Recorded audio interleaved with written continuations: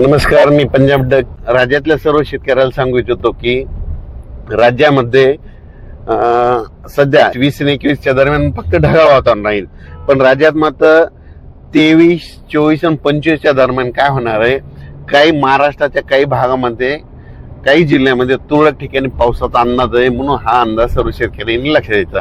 कारण की काय झालं, महाराष्ट्रातल्या बऱ्याच शेतकऱ्याचा आता गहू काढणं चालू आहे, हरभरा काढणं चालू आहे, तूर काढणं चालू आहे, कर्नाटकच्या तंबाखू काढणं चालू आहे.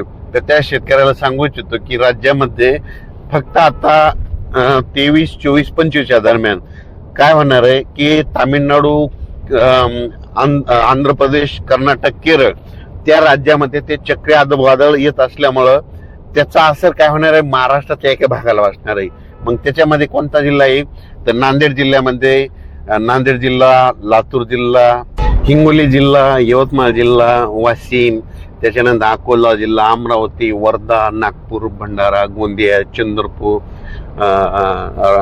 रामकुंड, त्याच्यानंतर तेलंगणात आदिलाबाद, धर्माबाद, नायगाव, नरसी,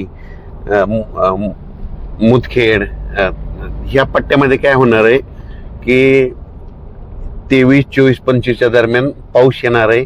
आणि मी म्हणत असतो ना, दरवर्षी आपल्या महाराष्ट्रामध्ये 22 फेब्रुवारी ते 10 मार्च एक अवकाळी येणार आणि एका भागामध्ये गारपीट होणार. तर तुम्हाला एक सांगू इच्छितो, काय करायचं एक लक्षातच घ्या, दरवर्षी काय आपल्या बाजूच्या महाराष्ट्राच्या बाजूला गुजरात, राजस्थान, मध्य प्रदेश हे 3 राज्य वरच्या साईडने येतं. त्याच्यानंतर छत्तीसगड, आंध्र प्रदेश, तेलंगणा, कर्नाटक, केरळ, तामिळनाडू ह्या राज्यामध्ये दरवर्षी एक अवकाळी येत आहेत.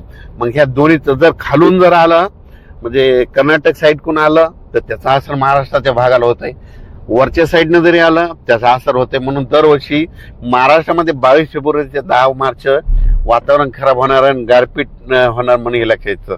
मग याच्यात गारपीट आहे का, तर तुम्हाला सांगू इच्छितो, नांदेड जिल्ह्यामध्ये काही भागामध्ये जिथं जिथं हलकी जमीन आहे नदीच्या बाजूला काही ठिकाणी गारपीट होणार आहे. म्हणून ज्यांचा हरभरा काढणीस आलेला असेल आज उद्या काढून घ्या, झाकून घ्या.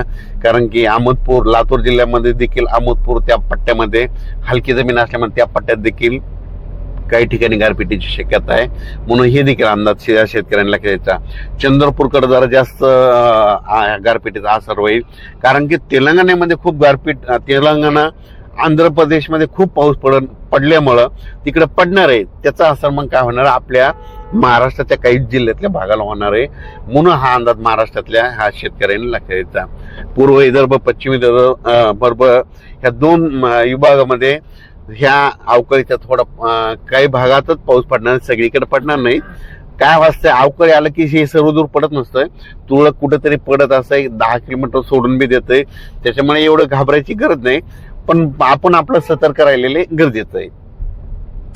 उत्तर महाराष्ट्राच्या देखील धुळे जिल्हा, नंदुरबार, जळगाव त्या परिसरात काय होईल, तुरळक ठिकाणी खूप ढगाळ वातावरण राहील आणि तुरळक ठिकाणी कुठंतरी पाऊस येईल. म्हणजे लय खूप काही मोठं येणार नाही. त्याच्यामुळे ही देखील सर्व शेतकऱ्यांनी लक्षात येतं.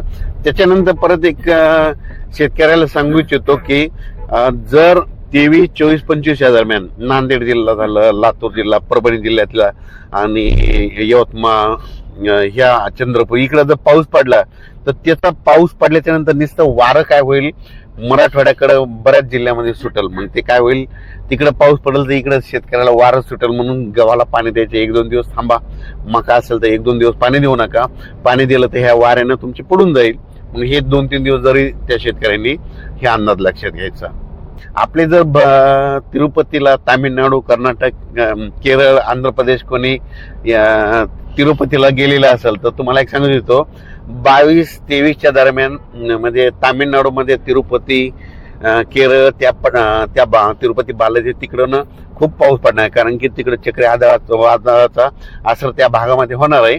तिकडे पाऊस पडत असल्यामुळे त्याचा असर आपल्या महाराष्ट्राला होणार आहे. म्हणून हा अंदाज लक्षात द्यायचा. अचानक वातावरण बदललं तर परत एक मेसेज दिला जाईल. धन्यवाद.